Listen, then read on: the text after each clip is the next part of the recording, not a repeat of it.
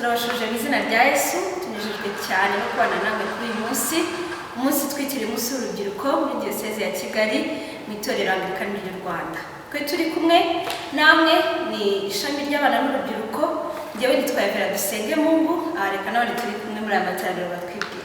Haleluya, Yesu ashimwe. Amen. Ndabaramuje mu izina rya Yesu. Nitwa Celestine Ntahobare, nanjye nishimiye kuba nari muri aya materaniro Imana ibahumurize. Amen. Haleluya, Imana nishimye cyane, nanjye nishejwe n'Imana mu mutima kubana namwe muri aya materaniro. Nitwa Mukandira Primitive, Imana ibahumurize. Amen. Mbere yuko dutangira tubabwira gahunda y'amateraniro, reka dusabe Celestin adusengere. Reka dusenge Imana. Mwami Imana yacu turagushimye, turaguhimbaje kuri data wa twese mwiza. Waraturinze kuva lockdown yaba aho tudaterana mu nsengero, tugora mu naje tugashima Imana, tukaguhimbaza Mana, turagushimye turaguhimbaje. Tugushimye ko ukiri kumwe natwe rero. Tukweretse amateraniro y'urubyiruko agiye kubaho, turasenze Imana ngo bane natwe, mvugane n'imitima yacu, uyobore umuyobozi wa gahunda, udufashe kuramya no guhimbaza umugirire neza, umwigisha wacu noje uze kumuba hafi Mana. Reka umwuka waraza kumanuka asanganye imitima yacu, kandi tuze kumva turyohewe rwose, ugeze gamunuka budutwikire, utwikire urubyiruko rwumva ijambo ryawe, natwe twese Mana ari n'abakuru b'urubyiruko nabo bagirire neza, komeza kubana natwe kubwo Yesu Kristo umwami wacu tubyamaje. Amen. Amen. Amen. Ni umunezero mwinshi cyane kubana namwe uyu munsi. Nk'uko mubizi, muri Diyoseze ya Kigali usanzwe tugira icyumweru cy'urubyiruko. Muri iyi minsi rero nk'uko mubizi ntabwo bigeze bikunda bitewe n'ibyago twagize bya COVID. Ariko uyu munsi Imana yaduhaye umugisha, twatewe iteka ryo kubana namwe tunyujije kuri Facebook. Turabakiriye rero urubyiruko mwese turi kumwe namwe, mugubwe neza rwose aho muri mu rugo. Uyu munsi turi bubane n'umwepiskopi wacu Bishop Nathan Rusengo. Ndabizi mwese mutegerezanyije amatsiko ari butubwiriza ijambo ryiza ry'ibyiringiro. Turi bubane na Edimico adufashe guhimbaza Imana. Diyoseze ya Kigali muri iyi minsi cyangwa muri ibi bihe irajwe inshinga cyane no kugira itorero urubyiruko rwibonamo. Niyo mpamvu uyu munsi dufite intego ivuga ngo urubyiruko igihe cyiza cy'ibyiringiro. Turaza kwifashisha icyanditswe kiri muri Samuel wa mbere 16:18. Ibyo ntabwo ndi bubitindeho, umuvugabutumwa araza kubitubwira. Mbere yuko twumva rero ijambo, reka twakire Edimico adufashe guhimbaza Imana, kandi rwose aho muri dufatanye rwose duhimbaza Imana. Imana ibahumugisha. Muraho mwese, ni Edimico muri kumwe, ndabona kubana namwe, muhabwe n'umugisha turamya Imana.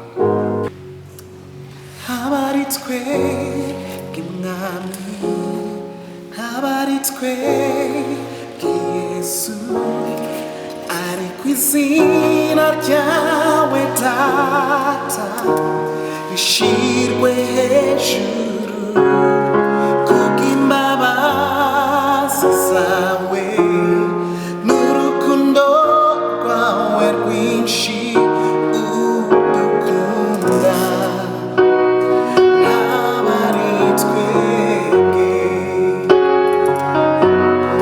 Habaritswe bw'Umwami, habaritswe bw'Yesu, ari ku izina ryawe Data rishirwe hejuru, kubw'imbabazi zawe n'urukundo rwawe rwinshi udukunda.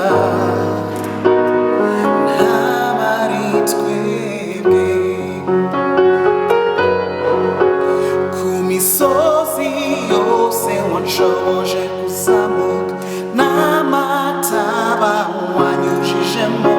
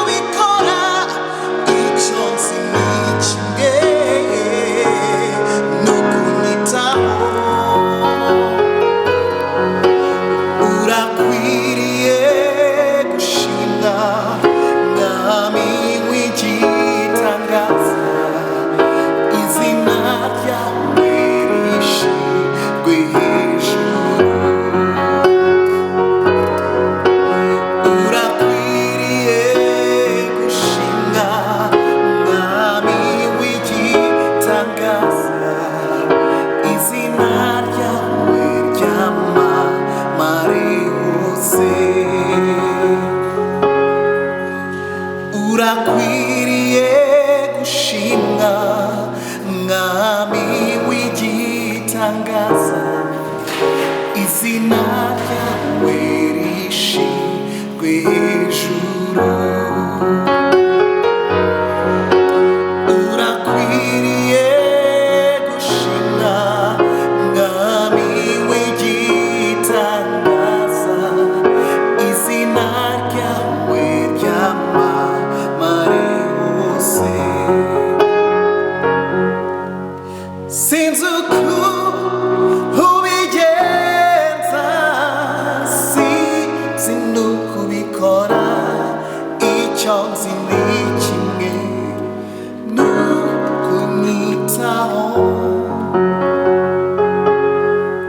and you've done so much for me I cannot tell it all nareke more and if I had 10,000 tongues it still couldn't be enough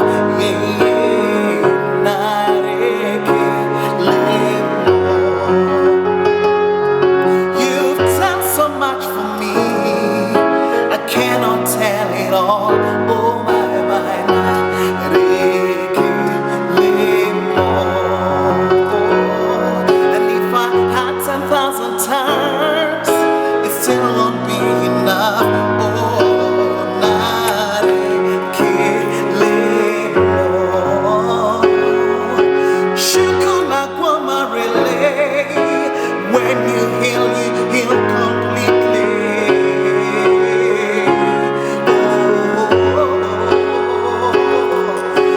shukuma robi mo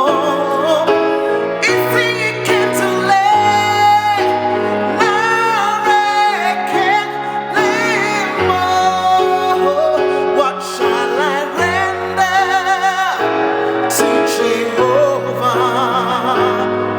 For he has done so very much for me.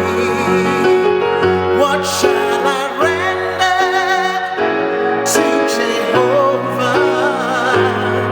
For he has done so very much for me.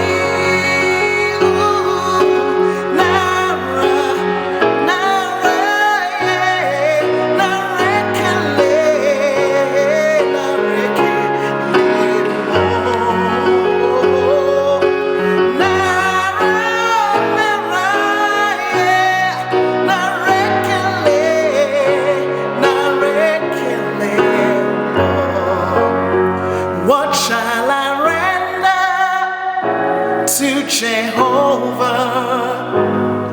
For he has done so very much for me. What shall I render to Jehovah? For he has done so very much for me. Danyuzwe mumutima wanjye vitindiri bihumbi ntarindi jambo nshaka kuvuga usibye rigushima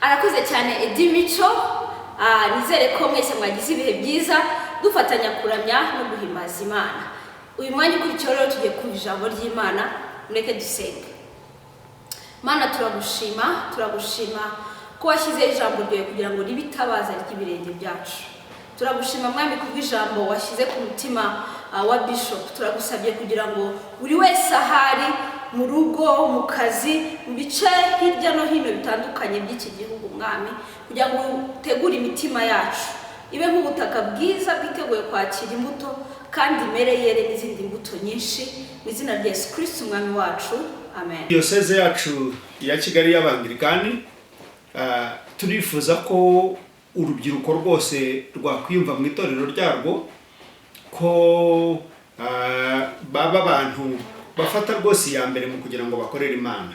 Nagize umugisha nanjye wo kumenya Imana ngira ngo nari ndi hafi kuba urubyiruko sinari nakabaye urubyiruko cyane, ariko imyaka yanjye y'urubyiruko nayinyuzemo nkunda kandi nkorera Imana. Hariho umutwe w'amagambo hano uravuga ngo urubyiruko igihe cyiza cy'ibyiringiro. Urubyiruko igihe cyiza cy'ibyiringiro niyo magambo dukwiriye kuganiraho. Turi mu gihe gitandukanye gishekeje, aho usanga urubyiruko rwinshi kuri iki gihe rudafite ibyiringiro kubera yuko bataye aho ibyiringiro bikomoka. Niyo mpamvu rwose hambere ahangaha hari umwana w'umukobwa wazamutse kuri etaje mu mujyi wa Kigali, ageze hejuru arahanuka yikubita hasi arasandara, bajya kumuhamba kubera kubura ibyiringiro. Kandi urubyiruko ari igihe cyiza cyo kugira ibyiringiro. Hambere ahangaha barimo kumbwira undi mwana wo muri Ngororero, iwabo bagiye kubyuka mu gitondo basanga yishyize mu mugozi yiyishe, yabuze ibyiringiro. Kandi urubyiruko ari igihe cyiza cyo kugira ibyiringiro. None turimo kubona abana bacu ibyiringiro barasa naho babiretse, sinzi impamvu. N'abari mu nsengero ntabwo rwose murimo gutera intambwe ngo mwigire imbere, mukorere Imana, mukorere muri no myaka yanyu muri iki gihe. Nkaba rero nifuzaga kubibutsa mpereye ku ijambo ry'Imana ko urubyiruko, abantu b'urubyiruko aba ari igihe cy'igitangaza mu kugira ibyiringiro. Ndenda ngo mbasomere muri Samweli igice cya 16 n'umurongo wa 18. Uyu nguyu n'umurongo nawo watoranyijwe n'urubyiruko, benda ngo twibukiranye kuri ano magambo y'igihe cy'ibyiringiro, ko ari igihe cyiza cy'ibyiringiro. Iki gice cyo muri Samweli ya mbere igice cya 18 cya 16 umurongo wa 18 cyangwa se igice cya 16 cyose ni igice kivuga ku muntu witwa Dawidi, kigenda gisobanura kuri Dawidi. Dawidi rero yari umuntu Imana yatangiye guhamagara akiri mutoya, ndetse imuhamagara ari umushumba aragiye intama z'umuryango.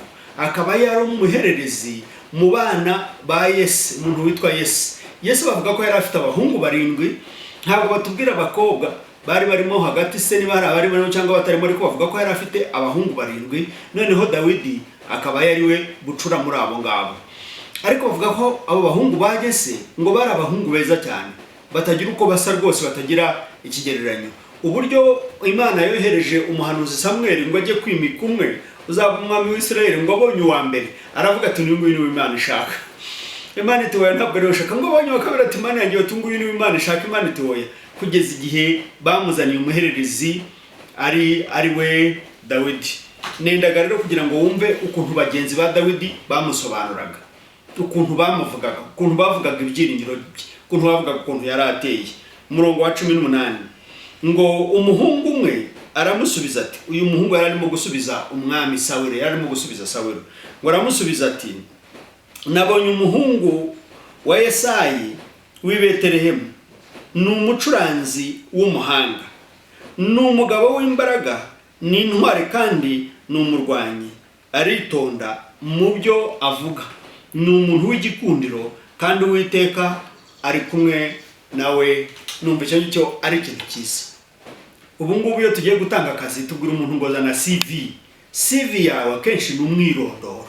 Uyu rero iyi yari CV ya David cyangwa se ya Dawidi, yasobanurwaga na bagenzi be, urungano rwe, barimo kuvuga ukuntu ateye.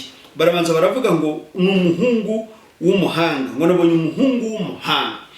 Mu rubyiruko rwacu tugiye dufitemo abana b'abahanga badasanzwe, bakwiriye kuba bakoresha ubwo buhanga bwabo bakorera Imana, kandi ubwo buhanga bwabo bukabahesha ibyiringiro rwose. Nabonye urwandiko rwanditswe n'uwo mwana w'umukobwa wahanutse muri etaje hariya mu mujyi hagati, yikubita hasi, yasize yanditse. Yari umuhanga mu by'ukuri, yari afite umukono mwiza, kuko nahageze rwose hatarashira igihe kirekire. Yari azi kwandika neza nkurikije ibyo abantu bashyiraga kuri WhatsApp n'ahandi. Wabonaga yari azi n'icyongereza, yari umwana ujijutse. Ibyo ngibyo yari azi, yari akwiriye kubifata bikamubera isoko yo kugira ibyiringiro. Ariko we yabinyuzeho byose, arasimbuka ava muri etaje yikubita hasi, akumva ko gupfa, kwiyahura ari byo byiza kuruta kubaho. Nyamara urubyiruko nicyo gihe cyiza cy'ibyiringiro. Iyo ndeba nanjye mu bugingo bwanjye ngasubira inyuma, nkareba mu gukorera Imana kwanjye, nkareba mu kubaho kwanjye, nsanga urubyiruko byari ibihe by'igitangaza cyane. Byari ibihe nari ntegereje ibihe bizaza, narebaga imbere nkabona ibintu byiza. turifuza rero ko abana bacu namwe mwatangira kureba imbere, mukareba umuhamagara Imana ibahamagara, mukareba amasezerano basezeranya, mukareba ibintu byiza biri imbere. Nanga baranza akavuga ngo uyu mwana Dawidi ngo yari umwana w'umuhanga, yari umucuranzi rwose, yari afite impano yo gucuranga, yari yarabyigiye mu mashyamba aho yabagaragiye udutama twase, kandi naho yararagiye naho habaga inanga agacuranga. Noneho aza guhinduka umucuranzi w'umuhanga. Wowe niki waba warize kiguhindura umuhanga?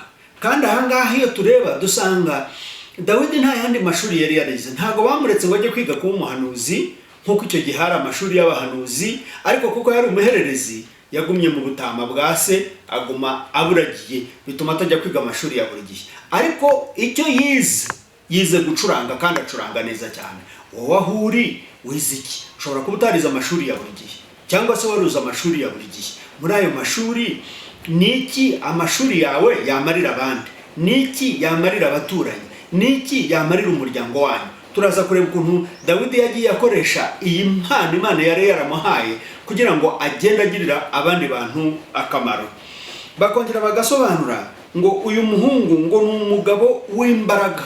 Urubyiruko burya umuntu aba afite imbaraga zihambaye, aba agifite imbaraga.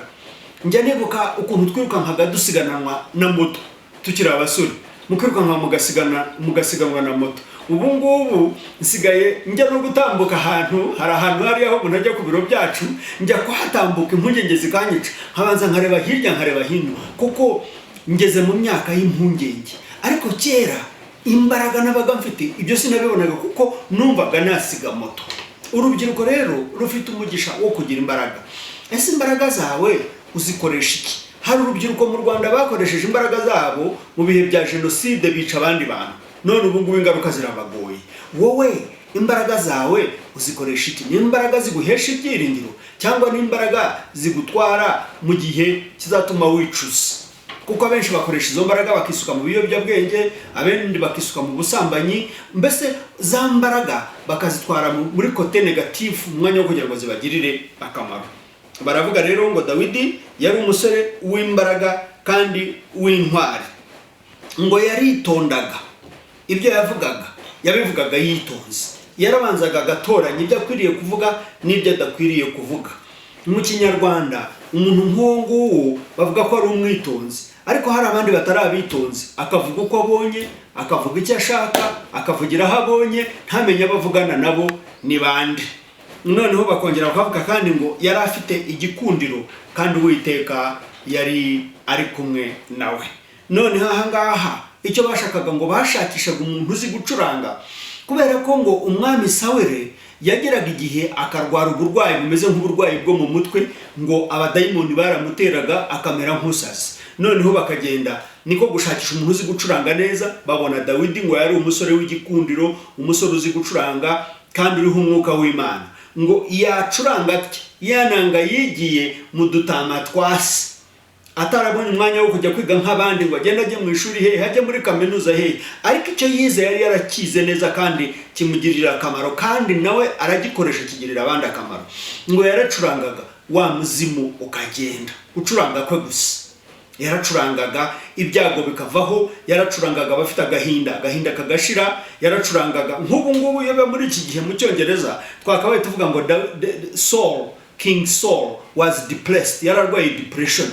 Uko nguko ni kwa kwiheba cyangwa se agahinda gasazi kamujyagaho, agafatwa n'agahinda akiheba, akumva yakwikomeretsa. Ariko bamuzanira wa mwana ucuranga neza, wize gucuranga inanga kandi uriho umwuka w'Imana, ngo yacuranga ati imizimu na satani n'ibyago no kwenda kwikomeretsa n'iki byose bikamuvaho, akumva abaye muzima, akanezerwa, anejejwe n'inanga y'umusore.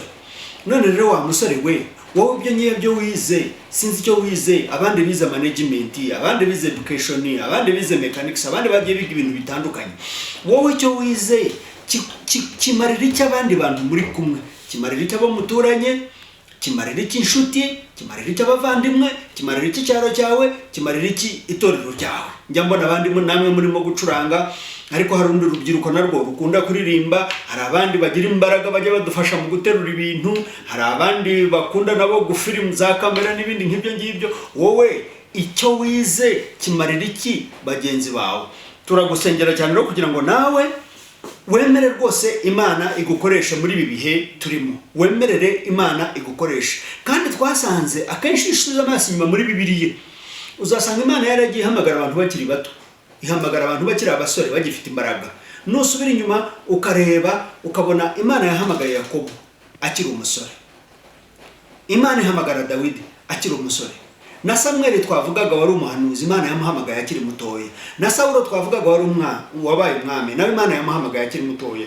Nawe iki ni igihe cyane mu by'ukuri mu itorero ryacu turimo kwinkarejinga urubyiruko bishoboka kugira ngo mwigire hafi, mukorere Imana yanyu. Imana yanyu irimo kubashaka, Imana yanyu irabahamagara. Iki nicyo gihe mwakorera Imana mukanezerwa, iki nicyo gihe cy'ibyiringiro byanyu.